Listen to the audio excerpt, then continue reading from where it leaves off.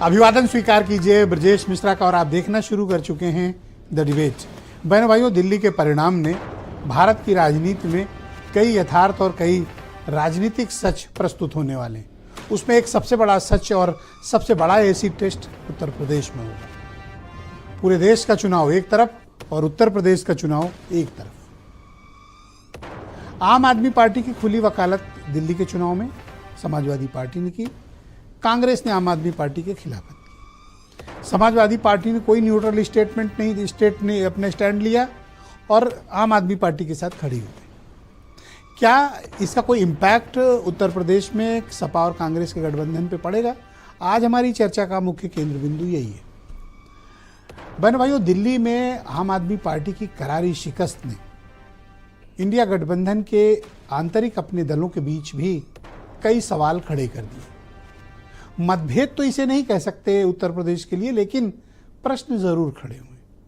ये प्रश्न आपसी सामंजस्य का है, ये प्रश्न आपस के रिश्तों का है और ये प्रश्न करता है कि गठबंधन का उत्तर प्रदेश में भविष्य क्या है। क्योंकि इन दोनों दलों के लिए अब जो सबसे बड़ा चुनाव होगा बिहार वगैरह के बाद, वो उत्तर प्रदेश का होगा। इस देश में जो राजनीतिक ताकत किसी भी पॉलिटिकल पार्टी को मिलती है तो उसके पावर हाउस का नाम उत्तर प्रदेश है।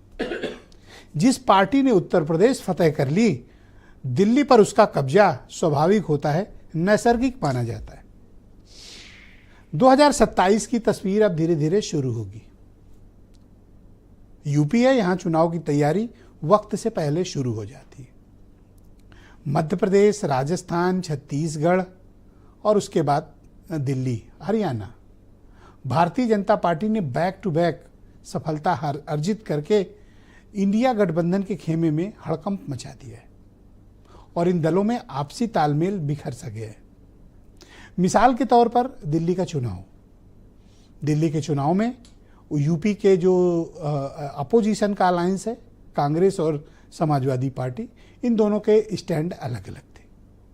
आम आदमी पार्टी गठबंधन की धुरी हुआ है दिल्ली में, लेकिन कांग्रेस और उसके बीच दुश्मनी हो गई। मतभेद नहीं, दुश्मनी हो गई।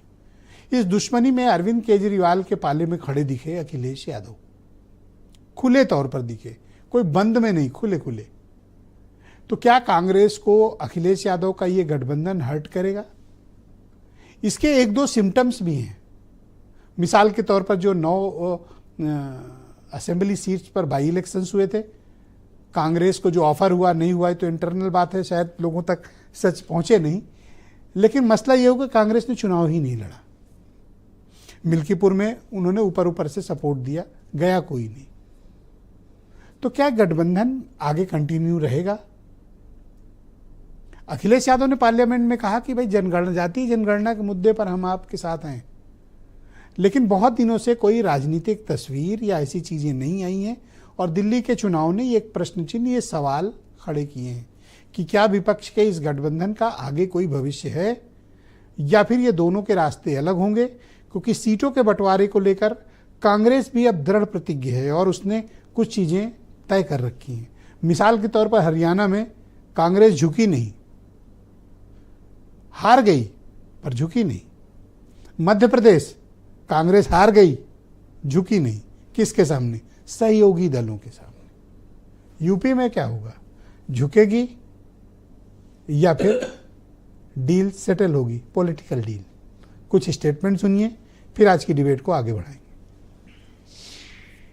हमारा सिद्धांत बहुत क्लियर है, जो इंडिया गठबंधन के सिद्धांत के साथ है कि जो पार्टी जहां मजबूत होगी भारतीय जनता पार्टी के खिलाफ हम उसके साथ खड़े होंगे।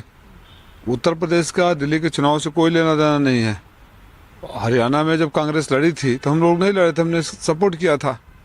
तो उत्तर प्रदेश का परिप्रेक्ष्य अलग है, कोई दूरी नहीं होगी, गठबंधन बना रहेगा। आम आदमी पार्टी अपने भ्रष्टाचार जो आई थी देश से खत्म करने, जन लोकपाल बनाने आई थी, वो भ्रष्टाचार युक्त हो गई और पूरी तरीके से वहां की जनता ने नकारा है।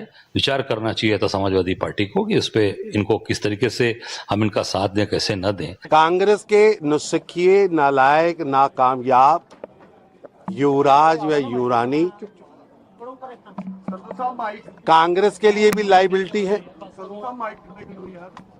इंडी गठबंधन के लिए भी लाइबिलिटी है और देश के लिए भी लाइबिलिटी।